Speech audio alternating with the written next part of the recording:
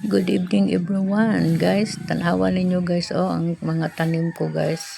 Akong binibidyohan para makita ninyo guys. Itong ginamit namin nga lupa, fertilizer organic yan. Galing na sa mga balot ng saging, balot ng prutas. Ang daming prutas nang nilagay namin sa sako. Dayon gawin ng organic fertilizer. Ito na yung yung gilagyan niya mga basiyo sa sako ng bigas. Ang daming sako ng bigas namin para hindi sayang. Pwedeng matamnan. Kung gusto kayong mananim, pwede ra gyud. May basiyo kayo sa lata, may basiyo kayo sa katulad nito, sako sa bigas. Pwede ra gyud na siya lagyan ng lupa, dayon lagyan ng tanim. Pag gusto pag wala tayong space. Tanawa ninyo guys. Tanawa guys, tingnan ninyong mabuti ang halaman sa inyong pag-vlogger. Pwede ra gyud sa sako ng bigas, sako ng lata. Kung mayroon kayo, pwede rang magamit ninyo guys, lagyan ng lupa. Pero yung ginamit namin mga organic fertilizer yan. Kaya pag kami sa amin may 3 sako manis na basura. Yung mga balot iba, yung malata iba, yung para maapoy iba. So 3 sako ang amua dito sa amin. So ito ang nakita ninyo na galing barag original mga lupa.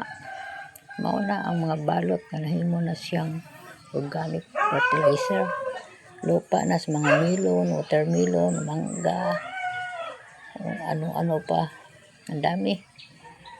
Gawin namin fertilizer. Hindi namin nagbili ng fertilizer para sa uma namin. May sa sako. Kung kayo may sako kayo dyan, pwede ra gyud nga lagyan ninyo ng lupa, organic fertilizer, mga balot-balot ninyo. Unsa pa ng mga balot diha nga mahimurang lupa. Kaya guys, tanawa, tingnan ninyo guys. Pwede ra sako sa bigas. Lagyan ng lupa. Mas mabuti kung may fertilizer. Yun ginamit namin. Fertilizer yan. Organic. Kay mga balot sa saging, mangga, o uban-uban pa. Yan nakita ninyo guys. Parang lupa. Nagtanim si tatay sa mga sako. Ang dami man doon. Mayroon pa sa likod. Pero itong pinakita ko sa front lang na. Ang dami. Malalaki na yung food. Katulad nito. Malalaki. Pagtanim, liit lang ito guys. Katulad ng tukog. Ngayon, malalaki na. Ang dami namin guys. Gunahon. Lalo na mag-ulan. Ang daming mga damo. Basta kung gusto tayong magtanim, pwede ra nga tayong lupa. Nga lagyan ng sa sako ng bigas. Ito ang lagyanan. Tingnan niyo mabuti guys, di ba ang ganda? Pero kung tanawon ako guys, parang hindi siya hinsog ang lawas, pero madako ra na guys. Kaya iba ang sa lupa guys, kay itom kaayo yung lawas, laki, healthy jud kaayo. Yung sinulod sa sako, para lang yan ang bulak-bulak lang na guys. Kaya lupigon sa tubo atong hinoon kadungan-dungan ra gyapon kaning pagtanim ato, kadungan-dungan ra. Pero mas lupigo ni tubo ni nasa sako kay malandungan manggod kato dito. Mainit-initan man konti. Mabuti kay ang ganda ng may halaman. Pag may halaman ka, mamunga, libre na gastos. Magkugi lang guys. naagi makain. Katulad nito, pag mamunga 30 ka puno. Pag mamunga isa-isa, ang dami nang gawin torta. Itinda ko na lang sa, pag mayroon ng dami na. Hindi na maubos. Maabutan tagkadaot. Ato lang ning paunhan og istorya guys, para paglingaw lang ba kay ang tinuod ani guys, no? Kaning organic fertilizer usa gini siya nga nindot nga gitawag og organic siya kay mga balot lang sa mga balot lang sa halaman, mga watermelon, unsa pa na diha. Ang dami.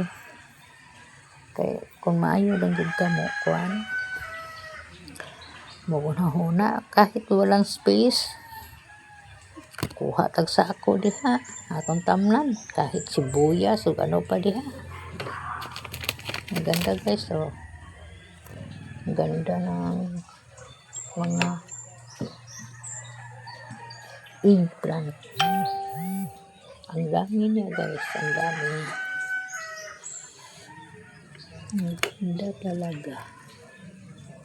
Ang ganda talaga guys. Ang ganda.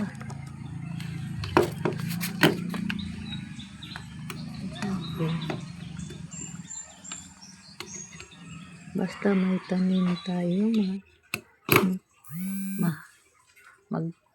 tingin-tingin, parang walang kapoy, parang walang pagod. Ma-enjoy ka na lang sa mga halaman mo.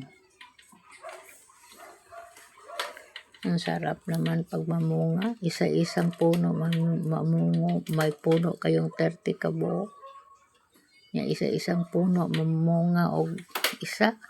So, kada harvest nimo kay 30 ka puno na, 30 ka puno man sa usa-usa lang ka, isa-isa lang ka bunga. So, di na mahurot og kaon. Libre ng gastos. Ang ganda talaga guys, tingnan. Ang ganda. Ako kung wala ko space, pwede ra gyud ng sako sa bigas, mga basiyo, lagyan ng lupa, dayon lagyan ng tanim. So thank you guys for watching.